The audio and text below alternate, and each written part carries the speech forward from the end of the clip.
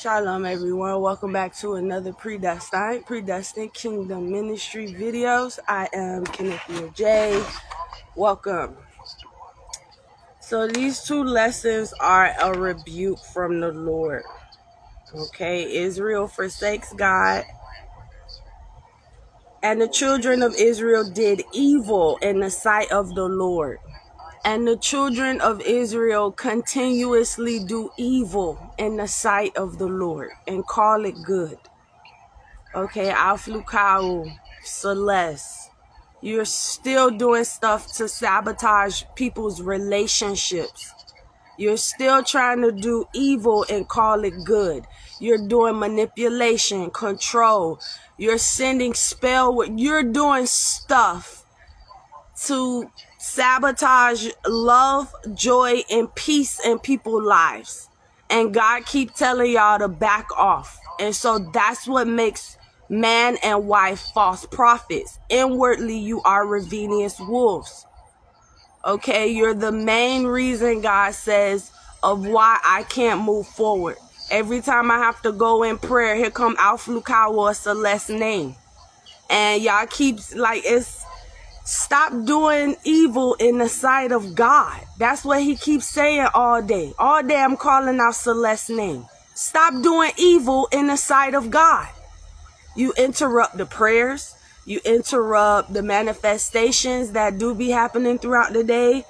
You send financial hardships and worries, which comes right back to you. Poverty, says the Holy Spirit. You do evil in the sight of the Lord, and then you try to call it good.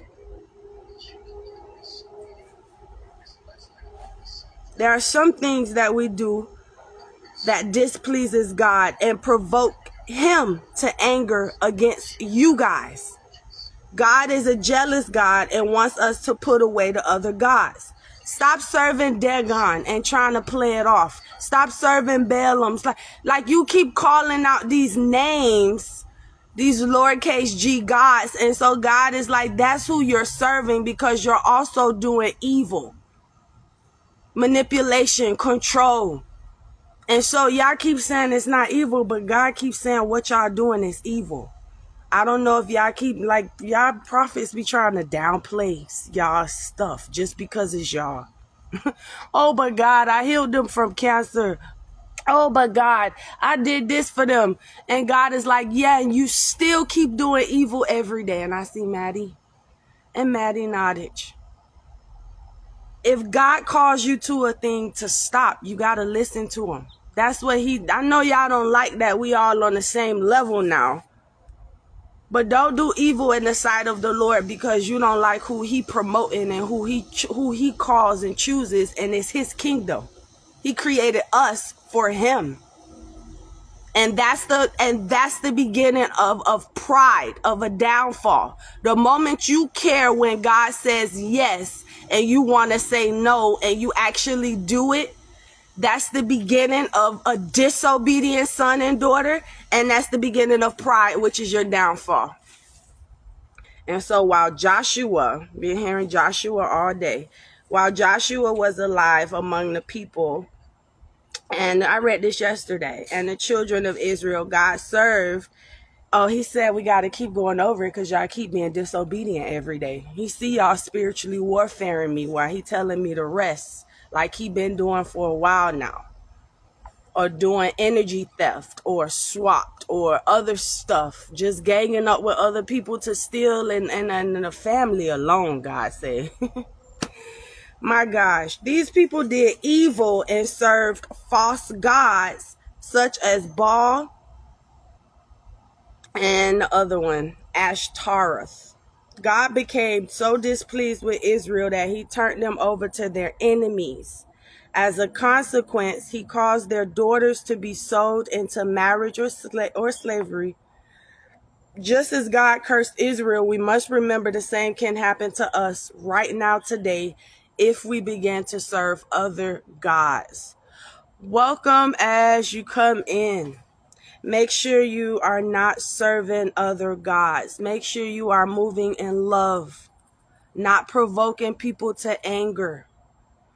If you're watching this video and you go back and you talk to my mom, make sure it doesn't provoke her ass or her to anger that's gonna cause something in this house.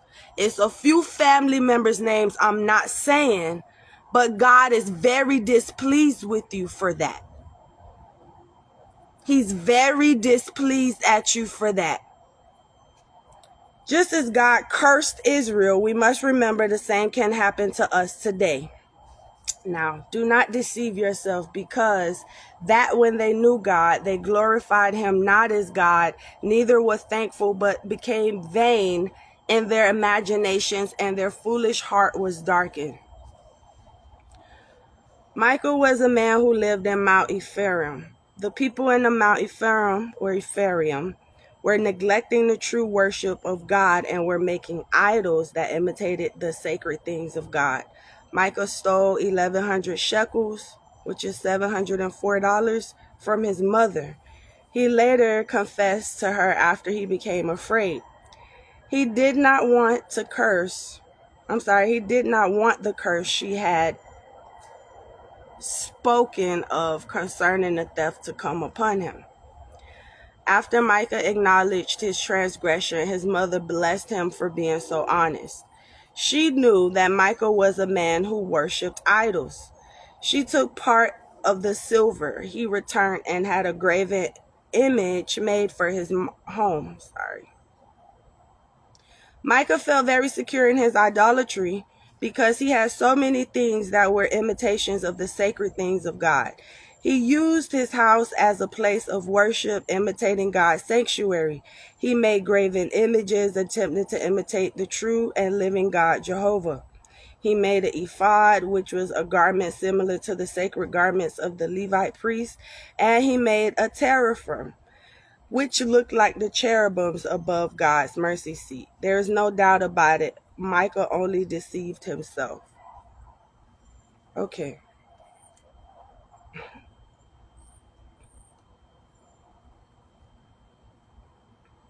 Because that when they knew God, they glorified him not as God, and neither were thankful. That's enough right there to get you death. God keeps speaking to you. He keeps speaking through other people to you. You won't perceive or receive that it's actually God speaking to you. He can't use you.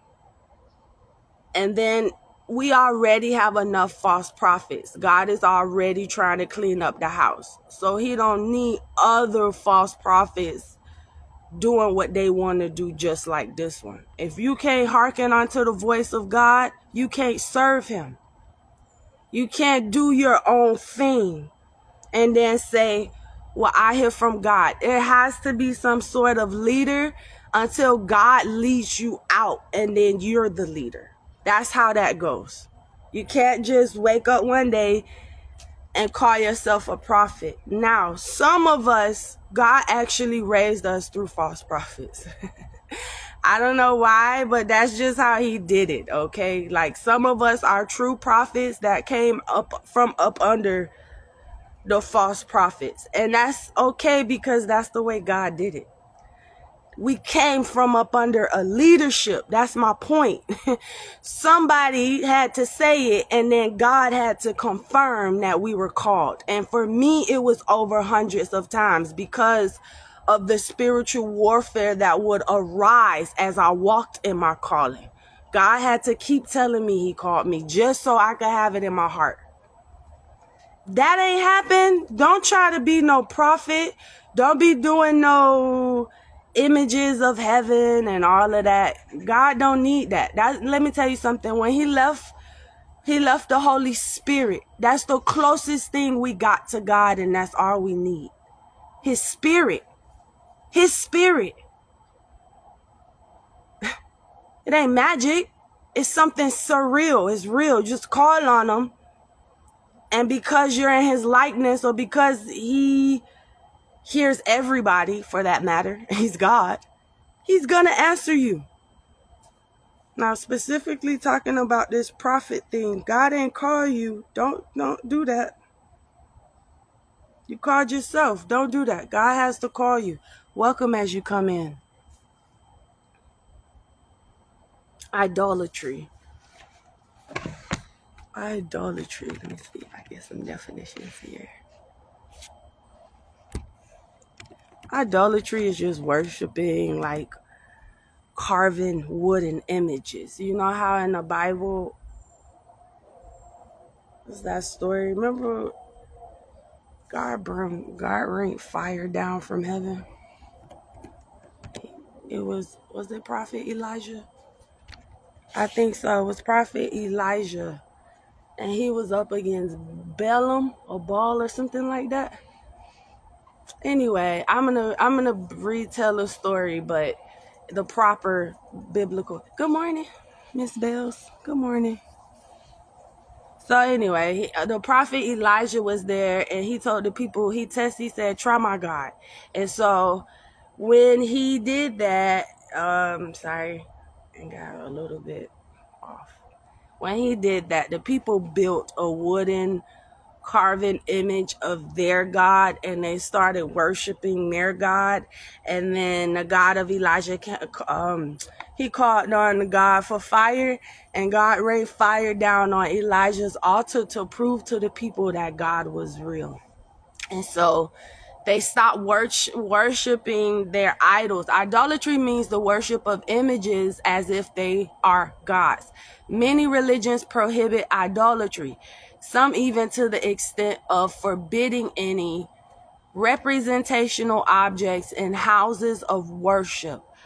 Idol sits at the head of the word idolatry. If you worship or even just look up to a person or thing, you are said to idolize them. Okay? God don't play about that stuff. Okay? If you can't, number one, worship him and only him, he can't trust you. Because the moment everybody done rose up against you, this neighbor, that neighbor, this family member, you're outnumbered, you're gonna run to your idol instead of Jesus Christ. And so don't do that. That strains your relationship with God all day. And how you supposed to be holy? How you supposed to be holy and you can't even only worship Jesus Christ as a prophet, as a bishop, as a pastor? You have carving images and all of that. To be holy, to be sanctified, Romans, that starts with only having one God, inside and out. You could stay faithful to him through all of that. Watch God do the rest. I'm a living testimony. Literally. I might have did some of everything else, but we didn't do that idol thing. We always knew from a little kid, God instilled that fear. We shall only have one God. These stories are real. He brought down fire from heaven. And in other countries, we're still seeing the hand of God move like that. We're blessed in America. We're very, very blessed. But when you go and you look around and you see this part and you see God, the hand of God is still there. You still have plagues. You know, he ranked, I got a neighbor out. She kind of distracted me. I think she done heard me out here. She want to water her plants now. Yeah, the disrespect, guys. That's what they do. If they not doing this, they doing witchcraft on me. or they trying to. Let me go. That's it. Make sure you're not worshiping other gods. You can't say I worship Jesus Christ and you have an idol. You're doing magic, witchcraft, voodoo, Santeria, whatever. You can't have two gods. That's what the Lord is saying. Shalom.